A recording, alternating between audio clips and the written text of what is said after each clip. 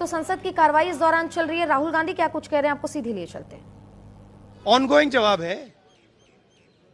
आप कह रहे हो कि ऑपरेशन सिंदूर ऑनगोइंग है और फिर आप कह रहे हो विक्ट्री हो गई, या विक्ट्री हो गई या सिंदूर ऑनगोइंग है। और दूसरी साइड से ट्रंप कह रहा है कि भैया सिंदूर को मैंने बंद किया, सिंदूर को मैंने बंद किया, 25 बार बोला है।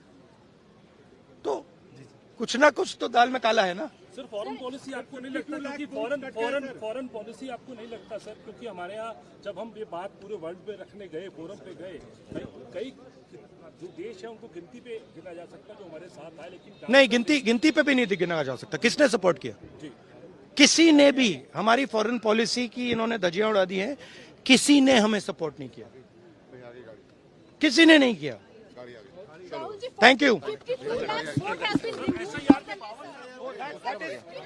That is another issue which is as important.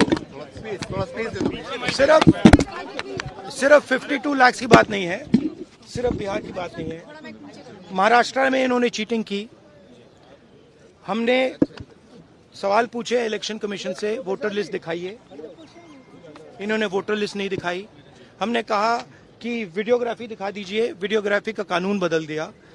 1 crore नए वोटर्स आए थे महाराष्ट्र में और इलेक्शन चोरी किया। ठीक है। कर्नाटक में हमने रिसर्च की है थोड़ी, कर्नाटक में हमने भयंकर चोरी पकड़ी है। मैं ब्लैक एंड व्हाइट में आपको दिखाऊंगा, इलेक्शन कमीशन को दिखाऊंगा। ठीक है, ब्लैक एंड व्हाइट में कि कैसे चोरी की जाती है, कहां की जाती है। कर्नाटक में ब्लैक एंड व्हाइट में है हमारे हाथ में। ठीक है, ब्लैक एंड व्हाइट।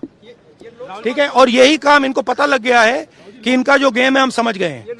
एक सेकेंड। हाँ, लोकसभा चुनाव की बात है। हमने एक कंस्टिट्यूएंसी चुनी, वहां पे हमने डीप डाइव किया, क्योंकि प्रॉब्लम क्या है, ये वोटर लिस्ट देते हैं पेपर में, और पेपर की जब वोटर लिस्ट आती है उसको एनालाइज किया नहीं जा सकता। तो एक कंस्टिट्यूएंसी ने हमने पूरी की पूरी वोटर लिस्ट ली, उसको डिजिटल फॉर्मेट किया। 6 महीने लगे हमने, मगर हमने सारा का सारा मतलब इनका सिस्टम निकाल दिया है।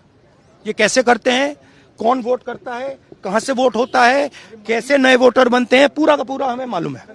चोरी का फॉर्मेट बदल दिया इन्होंने। नहीं, अब इनको समझ आ गई बात।